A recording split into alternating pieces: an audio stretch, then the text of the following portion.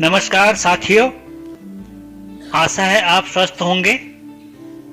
आज स्वर विज्ञान के अंतर्गत हम इस बात पर चिंतन करेंगे कि एक भी पैसा खर्च न करके अपने शरीर को हम पूर्ण रूप से स्वस्थ कैसे रख सकते हैं।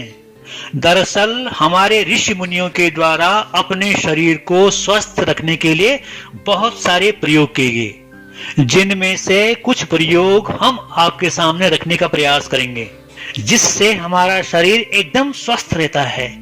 आज के इस टॉपिक को समझने के लिए स्वर विज्ञान के बेसिक ज्ञान का होना जरूरी है। चाहो तो आप प्लेलिस्ट में जाकर देख सकते हैं अथवा डिस्क्रिप्शन में लिंक को ओपन करके भी देख सकते हैं। सारांश में हम आपको बता दें कि यदि हमारे बाएं नाक की श्वास खुलकर आ रही है और जा रही है, तो इसका मतलब ये हुआ कि हमारा चंद्र स्वर यानी ईड़ा नाड़ी एक्टिव है, चल रही है।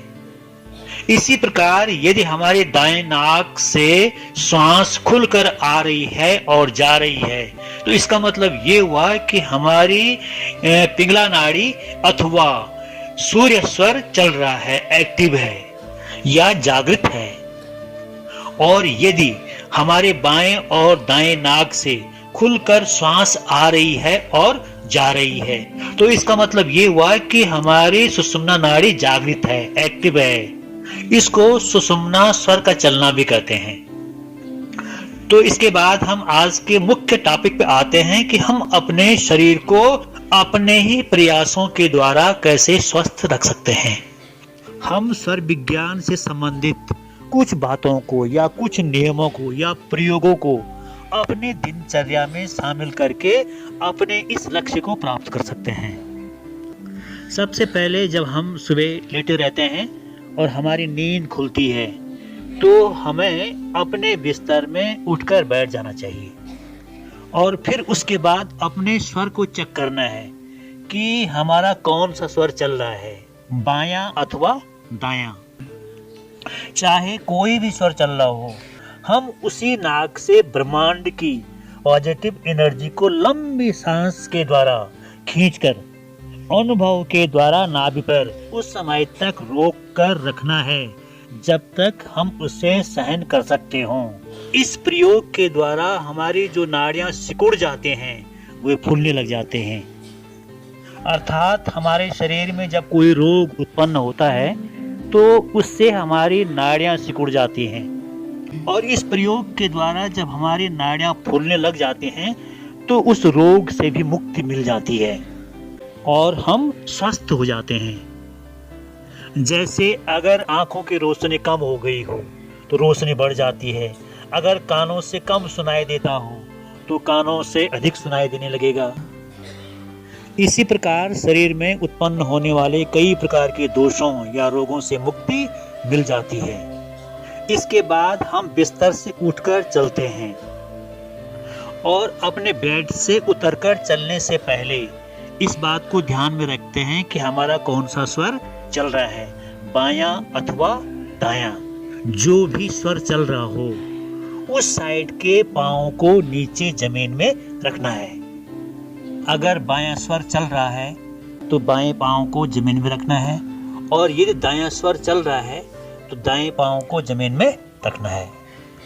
इससे होगा ये कि जब हमारे शरीर की पॉजिटिव ऊर्जा धरती की ऊर्जा से कनेक्ट हो जाती है तो हमारा शरीर अधिक ऊर्जावान बन जाता है और पूरे दिन शरीर में ऊर्जा बनी रहती है।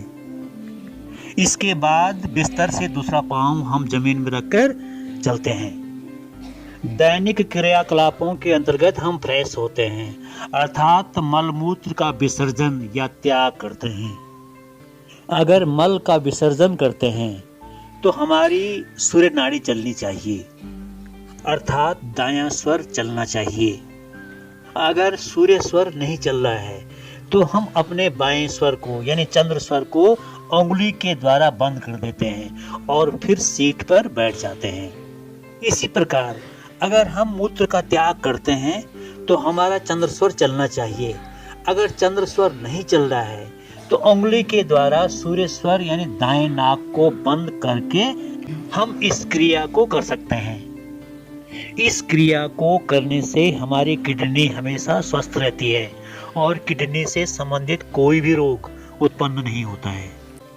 दैनिक क्रियाकलापों के अंतर्गत हम फ्रेश होने के बाद या तो जो है चाय पीते हैं या नाश्ता करते हैं अथवा भोजन करते हैं। कुछ भी खाने से पहले हमें इस बात को ध्यान में रखना है कि हमारा कौन सा स्वर चल रहा है, यानी भोजन उसी समय करना चाहिए जब हमारा सूर्य स्वर यानी दायां स्वर चल रहा हो।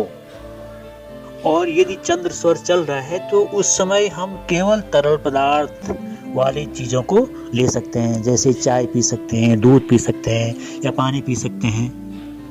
अगर हमारे शरीर में किसी भी प्रकार का दर्द हो तो उससे मुक्ति के लिए हम अपने स्वर को बदल देते हैं। अर्थात यदि जो है चंद्र स्वर चल रहा है तो उसे बंद करके सूर्य स्वर को एक्टिव कर देना चाहिए, और यदि सूर्य स्वर चल रहा है तो उसे बंद करके चंद्र स्वर को एक्टिव कर देना चाहिए। इससे हमें उस दर्द से मुक्ति मिल जाएगी। कभी कभी होता क्या है कि हमारे शरीर में असहनीय दर्द हो जाता है या लकवे का अटैक पड़ जाता है। उस समय जिन लोगों की सूर्य नाड़ी एक्टिव रहती है वे अगर लंबी सांस लेकर दोनों हाथ को मलते हैं, रगड़ते हैं और उसके बाद बारी बारी से अपने हाथों को उस असहनीय दर्द के अंग पर रखते हैं तो उस असहनीय दर्द से मुक्ति मिल जाती है। तो स्वर विज्ञान का आज का ये टॉपिक समाप्त होता है। आज के इस टॉपिक से आपको कुछ न कुछ लाभ जरूर हुआ होगा। धन्यवाद।